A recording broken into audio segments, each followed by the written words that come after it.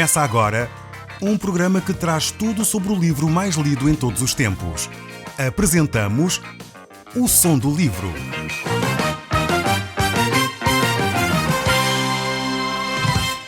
Seja muito bem-vindo. Neste podcast vai encontrar o livro mais conhecido e lido em todo o mundo.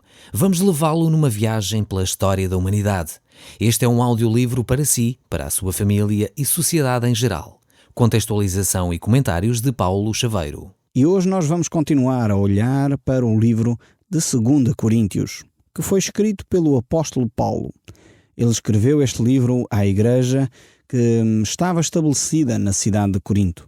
E aqui nós encontramos várias questões extremamente importantes para a vida daquela igreja, mas também para si e para mim, que estamos aqui de volta destas páginas da Bíblia.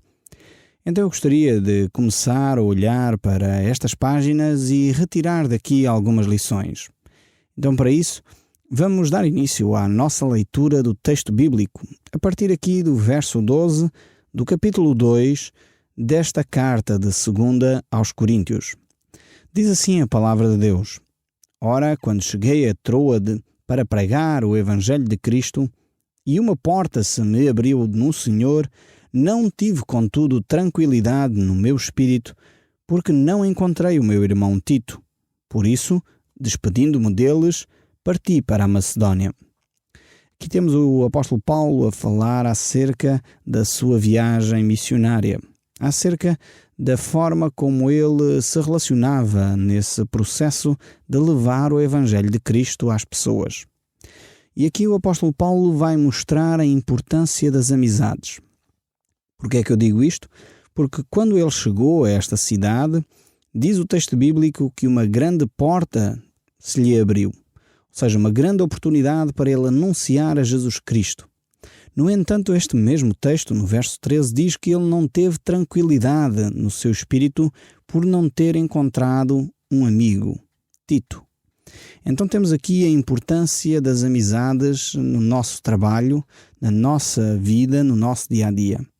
E esta grande lição que nós devemos retirar para os nossos dias hoje é que as amizades, as pessoas, são sempre mais importantes que o trabalho. Infelizmente nós temos invertido este tipo de valores.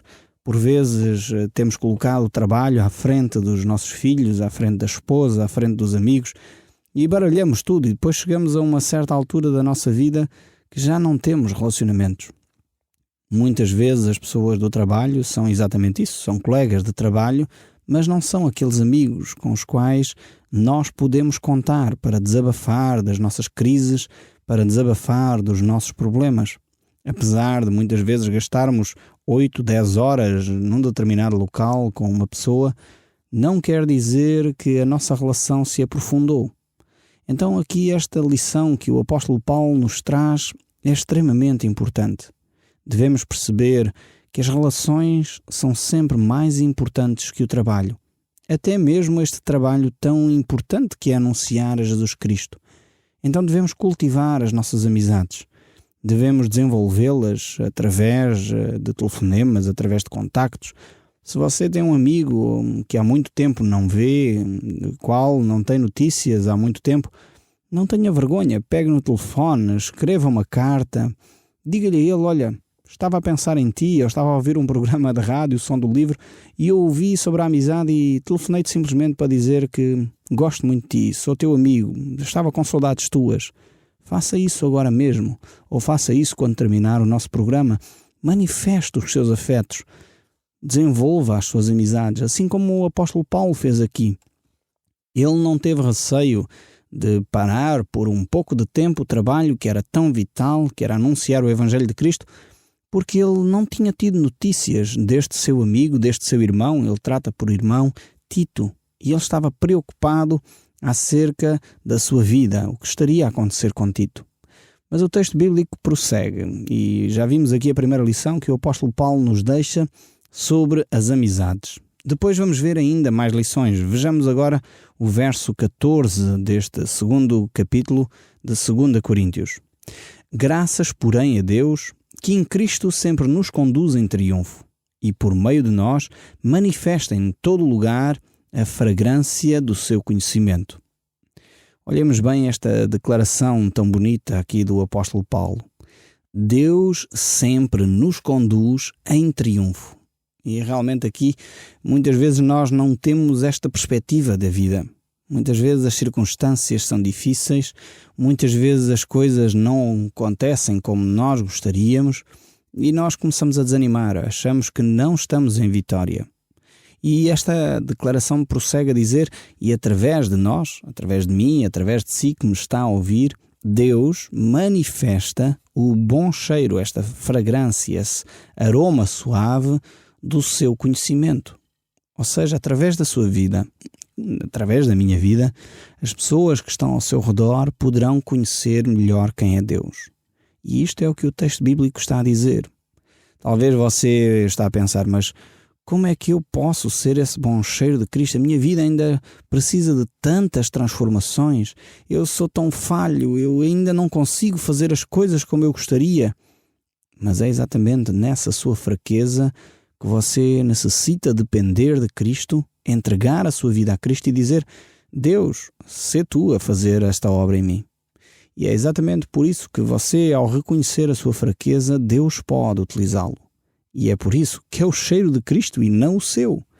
Porque se fosse na sua força, se fosse na sua capacidade, se fosse naquilo que você sabe ou não sabe fazer, não seria nunca o bom cheiro de Cristo.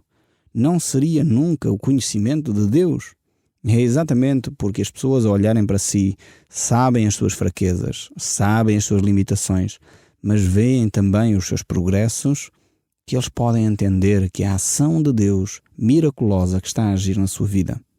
Eu tenho tido notícias muito interessantes de vários pontos do nosso país, de pessoas que têm ouvido o nosso programa e que nos escrevem, ou que chegam notícias através de familiares e amigos que nos conhecem e que manifestam exatamente estas alterações, estas mudanças para melhor no comportamento daqueles que ouvem o som deste livro, dos quais Deus continua a falar, mesmo quando o rádio está desligado. Pois Deus não desiste de nós em qualquer momento da nossa vida. É por isso que nós podemos ser esse bom cheiro de Cristo que traz conhecimento aos outros. Então deixe-se usar por Deus, deixe-se usar no meio dos seus colegas, dos seus vizinhos, deixe Deus trazer até eles o conhecimento de quem Ele é e conduza a sua vida sempre em triunfo. Em Cristo Jesus nós somos mais que vencedores. E isto não é só uma afirmação demagógica, não é só um pensamento positivo, não é só uma declaração animadora. É um facto para aqueles que vivem debaixo da mão de Jesus Cristo, à sombra da orientação de Deus. Então necessitamos realmente deixar Deus agir em nós, deixar que este conhecimento de Deus passe de nós para os outros. E dessa forma, certamente, o nosso país será contagiado de uma maneira totalmente diferente. Talvez neste momento, nesta situação, lhe pareça que você vive em derrota, mas Deus quer tornar essa derrota em triunfo. Provavelmente você não vê como Deus pode fazer isso, mas eu quero lhe deixar um desafio a si, que você me está a ouvir desse lado. Confie em Deus, deixe Deus conduzir essa situação. E como diz a própria Escrituras, assim como distam os céus da terra, assim são os pensamentos de Deus mais elevados do que os nossos. Se você não compreende a situação, se você está a ter dificuldades em perceber o que está a acontecer, eu quero dizer-lhe, confie em Deus, que nos conduz em triunfo. A palavra de Deus prossegue, e estamos agora no verso 15 deste capítulo 2, e diz assim ainda a palavra de Deus, porque nós somos para com Deus o bom perfume de Cristo, tanto os que são salvos como os que se perdem. Para com estes, cheiro de morte para morte, para com aqueles, aroma de vida para vida. Quem, porém, é suficiente para entender estas coisas? Então temos aqui estes textos, mais uma vez, e Paulo aqui está a falar que cada um de nós está diante de Cristo, e as pessoas, então, de alguma forma, são o perfume de Cristo. Ou esse perfume, ou deita um aroma agradável, ou um aroma de morte. Isto tudo depende da forma como as pessoas aceitam esta mensagem de Deus. A mensagem de perdão que Deus oferece, a mensagem de salvação que Deus traz até si. Quando o homem aceita esta mensagem de Deus, toma a decisão de realmente valorizar aquilo que Cristo Jesus fez na cruz pelo seu pecado, dando a oportunidade para termos vida eterna, realmente esta mensagem de Cristo torna-se uma mensagem de vida, uma vida em abundância, uma vida eterna. Mas, no entanto, quando esta mesma mensagem é rejeitada, ela pode se tornar uma mensagem de morte, pois realmente estamos a rejeitar a oportunidade que Deus nos dá de nos relacionarmos com Ele. Então, o mesmo assunto, a mesma pessoa, Cristo, pode para uns significar vida e para outros significar morte. Mas isso tem a ver também, muitas vezes, com o nosso percurso de vida, utilizando talvez uma imagem dos nossos dias, uma coisa mais palpável, talvez facilita a nossa compreensão. Há determinados cheiros que as pessoas, sentindo, uns associam a uma ideia, outros associam a outra completamente diferente. Por exemplo, o cheiro das velas.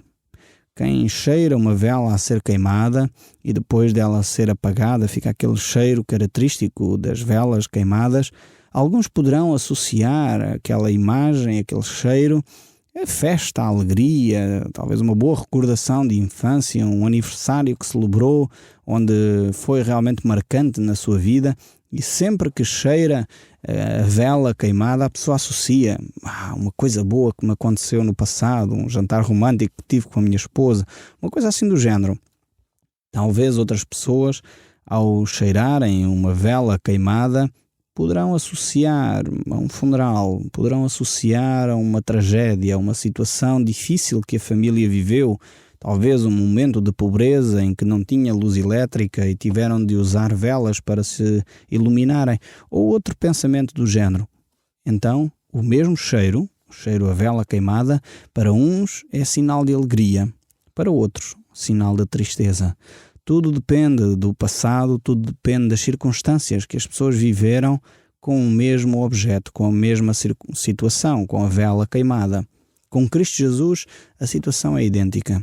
Para uns, Cristo é aroma de vida, para outros, Cristo Jesus é aroma de morte. Cabe a si escolher, cabe a si entregar a sua vida a Cristo e tornar a pessoa de Cristo um símbolo de alegria. Cristo Jesus não é alguém que ficou pendurado na cruz. Por isso, muitas vezes, quando se vê em crucifixos, vemos Jesus pregado e ficamos com a imagem que Cristo ainda lá está. Mas, na realidade, Cristo morreu, mas Ele ressurgiu. Ele é símbolo de vida. Ele é símbolo de alegria, de paz, de perseverança, de ânimo. Ele é símbolo de libertação. E por isso mesmo, quando nós olhamos para Cristo, ficamos entusiasmados. Religião ou cristianismo não é algo que cheira a mofo, não é algo que cheira a passado, não é algo que realmente está hermético e cinzento. Cristianismo é algo colorido, é belo, é algo que é dinâmico, é algo que traz vida, é algo que é engraçado e é para ser vivido com entusiasmo. E, infelizmente, às vezes, os cristãos são realmente pessoas cinzentas. Mas isto é porque não entenderam o cristianismo. É necessário realmente entender bem aquilo que Cristo quer trazer à sua vida. A palavra de Deus nos diz, no livro de Deuteronômio, no capítulo 30, o verso 14 e os seguintes, diz: pois esta palavra está muito perto de ti, na tua boca e no teu coração, para a cumprires. Vê que ponho hoje a ti a vida, o bem, a morte e o mal. E ainda diz o verso 19 deste mesmo capítulo 30 de Deuteronômio: os céus e a terra tomo hoje por testemunha contra ti, que te propus a vida e a morte, a bênção e a maldição. Escolhe, pois, a vida para que vivas, tu e a tua descendência, amando o Senhor, o teu Deus, dando ouvidos à sua voz e apegando-te a Ele. Vemos então que a opção de Deus para o homem é trazer vida, é trazer paz. Deus coloca diante de nós esta escolha e cabe a si escolher. A escolha certa está nas tuas mãos. Escolher a Cristo para a vida ou rejeitar a mensagem do Evangelho de Jesus. Rejeitar esta oferta que Deus lhe dá de ter uma vida e uma vida que vale a pena ser vivida. Mas o texto bíblico ainda prossegue. Eu gostaria de continuar consigo a olhar para estas páginas e vejamos então o que diz neste capítulo 2 de 2 Coríntios, o verso 17. Diz assim: porque nós não estamos, como tantos outros, mercadejando a palavra de Deus. Antes, em Cristo é que falamos na presença de Deus com sinceridade e da parte do próprio Deus. Este texto aqui é revelador e é extremamente importante. Temos que dar atenção àquilo que encontramos aqui nestas páginas. E, infelizmente, muitas vezes vemos pessoas a mercadejar a palavra de Deus, a aproveitarem-se da palavra de Deus para de alguma forma extorquir o dinheiro às pessoas e mercadejar esta intenção de vender a palavra de Deus. Ou seja, dizer às pessoas, vocês fazem aquilo e têm que dar este dinheiro ou têm que dar aquele dinheiro. E isto é contrário às Escrituras. A palavra de Deus e a vida eterna é gratuita. Deus a oferece para cada um de nós. Ele a oferece não porque seja algo que não tem valor. Ele a oferece porque Cristo Jesus morreu na cruz para que você pudesse ter vida e vida abundante. Não há nada na Bíblia que nós possamos fazer para alcançar a vida eterna, a não ser depositar a nossa fé na morte e na ressurreição de Cristo. Então, dar dinheiro em troca da vida eterna não é nada que Deus tenha colocado nas Escrituras. Infelizmente, há alguns séculos atrás, aquilo que levou as igrejas cristãs a dividirem-se naquele período, no século XVI, XVII, foi exatamente esta questão que a igreja estava a vender indulgências. Ou seja, estava à procura de vender um pouco do céu às pessoas que moravam na cidade e nos campos daquela altura. E contra isso, vários frades, vários padres na altura se levantaram e se insurgiram, pois não estava nas Escrituras esta ideia das indulgências. Infelizmente hoje encontramos ainda pessoas que continuam a fazer o mesmo. A vender a palavra de Deus, a querer vender as bênçãos, a vender algum determinado bem, seja uma água, seja um lenço, seja o que for, a fim de que as pessoas alcancem as bênçãos. A palavra de Deus mostra claramente que nós não devemos mercadejar a palavra de Deus. A palavra de Deus não é para ser vendida. A palavra de Deus não é feita a troco, seja do que for. Deus não está à venda. A bênção de Deus não está à venda. Você necessita entregar a sua vida nas mãos de Cristo e certamente a palavra de Deus confirma que toda a sorte de bênçãos espirituais estão reservadas para si e você não precisa dar dinheiro nenhum em troca dessas bênçãos. Você pode dar, e nós já temos falado aqui, das ofertas, de como é que isso funciona. Tem de haver no nosso coração esse desejo de o fazer, mas não para comprar os favores de Deus. Deus não se compra, não está à venda. É necessário nós entendermos isto e vivermos dessa maneira. Por isso mesmo o apóstolo Paulo diz neste texto que ele não está disposto a vender a palavra de Deus. Antes ele realmente fala de Cristo com sinceridade e fala da parte do próprio Deus. Eu espero que você ouça aquilo que Deus lhe está a dizer neste momento e não se deixe enganar por aqueles que procuram mercadejar a palavra. E assim chegamos ao capítulo 13 e diz ainda o verso 1. Começamos porventura outra vez a recomendar-nos a nós mesmos? Ou temos necessidade, como alguns, de cartas de recomendação para vós outros ou de vós para nós? Vós sois a nossa carta escrita em nosso coração, conhecida e lida por todos os homens, estando já manifestos como carta de Cristo, produzida pelo nosso ministério, escrita não com tinta, mas pelo Espírito de Deus vivente, não em tábuas de pedra, mas em tábuas de carne, isto é, nos corações. Aqui temos então a grande mais-valia do Evangelho. É que ele é escrito nos corações, é que ele é vida, é que ele é realmente esta relação com Deus. Então o cristianismo não é uma religião, cristianismo é uma relação com Deus que você necessita desenvolver a cada momento que passa. E prossegue ainda o texto bíblico, e é por intermédio de Cristo que temos tal confiança em Deus, não que por nós mesmos sejamos capazes de pensar alguma coisa, como se partisse de nós. Pelo contrário, a nossa suficiência vem de Deus. Eu aqui gostaria que você tomasse bem atenção àquilo que Deus está a dizer. Você não espera ter as forças, a capacidade, a vontade para fazer as coisas. A nossa capacidade não parte de nós, mas a nossa suficiência vem de Deus. Esteja consciente disso e deixe Deus agir na sua vida. E continua o texto, o qual Deus nos habilitou para sermos ministros de uma nova aliança, não da letra, mas do Espírito, porque a letra mata, mas o Espírito vivifica. Eu gostaria muito de comentar este texto aqui, porque muitas vezes tem sido mal interpretado este texto. Aqui o apóstolo Paulo não está a dizer que não temos que obedecer às ordenanças de Deus ou à palavra de Deus. Não é isso. Muitas vezes algumas pessoas utilizam esta expressão, a letra mata, mas o Espírito vivifica, para fazer a sua própria vontade e desobedecer a Deus.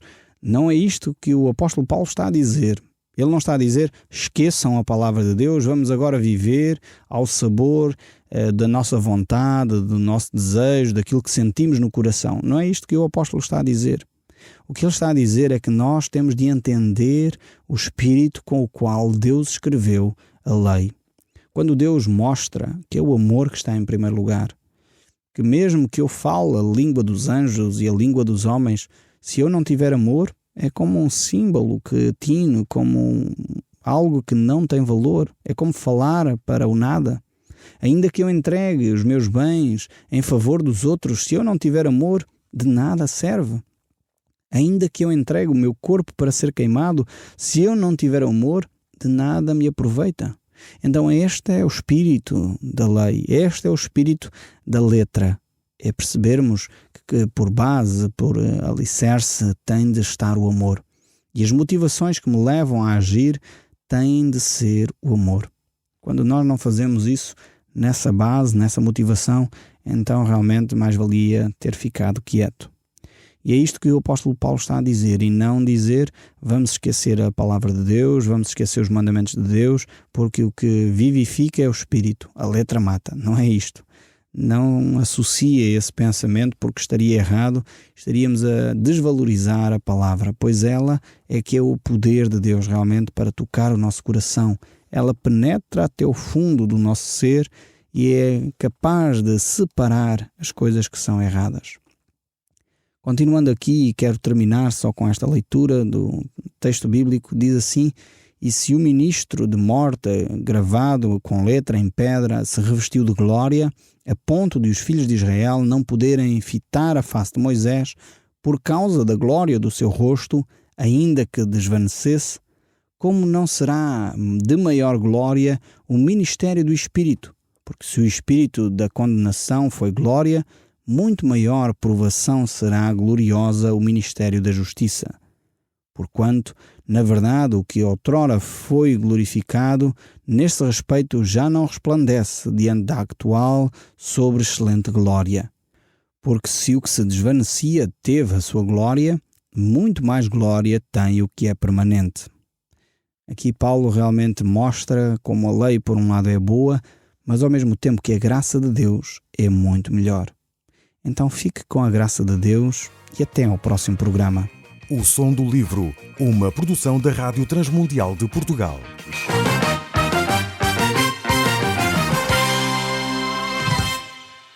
RTM. Conhece todos os nossos programas em rtmportugal.org. Uma produção da Rádio Transmundial de Portugal.